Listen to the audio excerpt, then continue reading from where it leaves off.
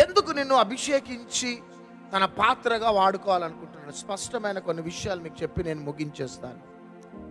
చాలా మందికి నేను అభిషేకించబడాలనే ఆశ ఉంటుంది, నేను అన్య భాషలలో మాట్లాడాలనే ఆశ ఉంటుంది, దేవుని యొక్క చేతిలో బలమైన పాత్రగా వాడబడాలని ఆశ ఉంటుంది, నేను శక్తిపూర్ణుడుగా నేను కావాలనే ఆశ ఉంటుంది, నేను ఆధ్యాత్మిక జీవితంలో ఒక ప్రత్యేకించబడిన జీవితాన్ని నేను జీవించాలి అనే ఆశ ఉంటుంది. అందుకనే అపోస్తుల కార్యం 1:8 అయినను పరిశుద్ధాత్మ మీ మీదికి వచ్చినప్పుడు మీరు శక్తి నొందెదరు, యెరూషలేములోను యూదయ సమరయ భూదిగంతముల వరకు మీరు నా సాక్షులయుందురు అని దేవుని వాక్యం సెలవిస్తుంది. కాబట్టి మనందరికీ దేవుని యొక్క ఆత్మచేత అభిషేకించబడాలనే ఆశ ఉంటుంది. కానీ ఎందుకు అభిషేకం నీకు? ఎందుకు నిన్ను నువ్వు చూపెట్టుకోవటానిక? నేను చాలా పవర్ఫుల్ అని చెప్పుకోవటానిక? అసలు వాక్యానుసారంగా చూస్తే ఎందుకు నీకు అభిషేకం కావాలా? ఈరోజు ఈ వర్తమానం విని నేను దీనికోసం నేను సిద్ధపడతా ప్రభువా, నన్ను అభిషేకించు అని నువ్వు అడిగితే ఈరోజే దేవుడు నిన్ను అభిషేకిస్తాడు.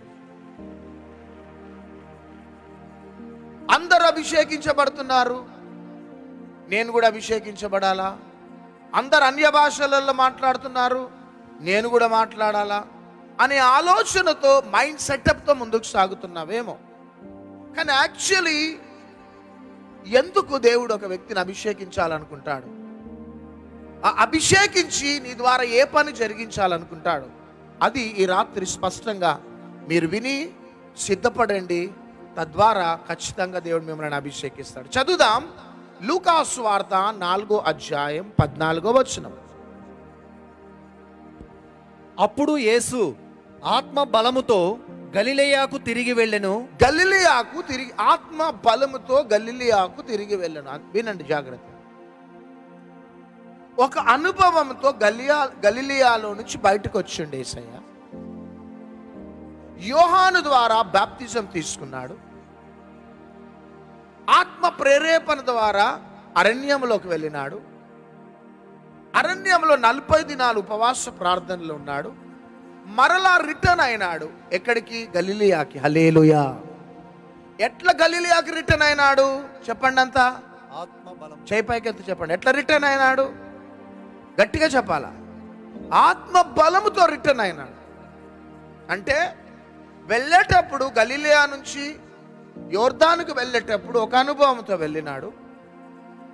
బాప్తిజం తీసుకొని అరణ్యంలో ప్రార్థనలు ముగించిన తర్వాత రిటర్న్ అయ్యేటప్పుడు గలిలయకి ఒక అనుభవంతో అడుగుపెట్టినాడు. ఏంటిదా అనుభవం అంటే ఆత్మ బలముతో అడుగుపెట్టినాడు. హల్లెలూయా.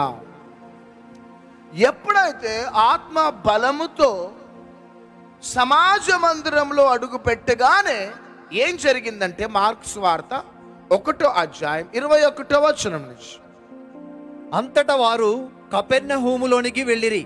వెంటనే ఆయన విశ్రాంతి దినమున సమాజ మందిరంలోనికి పోయి బోధించెను.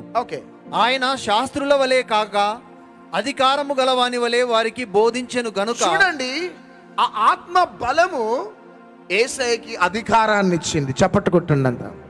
నెక్స్ట్, గనుక వారు ఆయన బోధకు ఆశ్చర్యపడ్డారట. అంటే ఆత్మ బలానికి మిగతా వారికి తేడా అక్కడ కనబడుతుంది. వారు శాస్త్రుల వలె పరిసయ్యుల వలె వారు లేరట. యేసయ్య బోధకి శాస్త్రులకి పరిసయ్యుల బోధకి ఎంత తేడా ఉన్నదంటే యేసయ్య అధికారముతో బోధిస్తున్నాడట. ఆ అధికారముతో బోధిస్తున్నప్పుడు అక్కడ సమాజంలో మందిరంలో ఉన్న వారందరూ ఆశ్చర్యపడ్డారట. అందరూ జాగ్రత్తగా వినాలి. ఆత్మ బలము, అభిషేకం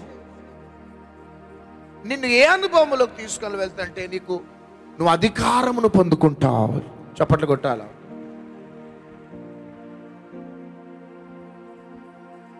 అంతేకాక నిన్ను చూసిన వారు ఆశ్చర్యపడతారు. ఆఫీస్లో ఒక పియూన్ ఉన్నాడే అనుకోండి, అదే ఆఫీస్లో ఒక ఐఏఎస్ ఆఫీసర్ ఉన్నాడు. ఐపీఎస్ ఆఫీసర్కి పియూన్కి చాలా తేడా ఉంది. పియూన్ వస్తాడు, కాకి షర్ట్ వేసుకుంటాడు, చేయవలసిన పని చేస్తూ ఉంటాడు, ఆ ఫైల్ తీసి ఇక్కడ ఏదో చేస్తాడు. కానీ ఐపీఎస్ ఆఫీసర్ ఎట్లొస్తాడంటే, ఐఏఎస్ ఆఫీసర్ ఎట్లొస్తాడంటే కారులో వస్తాడు, గన్మ్యాన్స్తో వస్తాడు, గంభీరంగా వెళ్ళి తన సీట్లో కూర్చుంటాడు. అందరూ నమస్తే, good morning, good morning, good morning, good morning, good morning, good morning, good morning, good morning, okay, వెళ్ళి కూర్చుంటాడు. కానీ పియూన్ వచ్చినప్పుడు పియూన్కి good morning, good morning, good morning అంటారు ఎవరన్నా? అనరు. ఆయన వస్తాడు, ఆయన పని చేసుకుంటా ఉంటాడు. కానీ అధికారం వచ్చినప్పుడు good morning sir, good morning, okay, good morning, good morning, వెళ్ళి అధికారంతో కూర్చుంటాడు. చూడండి, ఆ పియూన్కి అధికారికి చాలా తేడా ఉంది. ఎప్పుడైతే ఆత్మ బలము పొందుకున్నాడో యేసయ్య, తనకి అధికారం వచ్చేసింది. గట్టిగా చప్పట్లు కొట్టాల. మొదటిగా మనం ఆత్మ బలముతో అభిషేకించబడ్డప్పుడు మనలో తెలియకుండానే ఒక అధికారం అనేది ఉంటుంది, ఒక గంభీరత ఉంటుంది, ఒక హుందాతనం ఉంటుంది.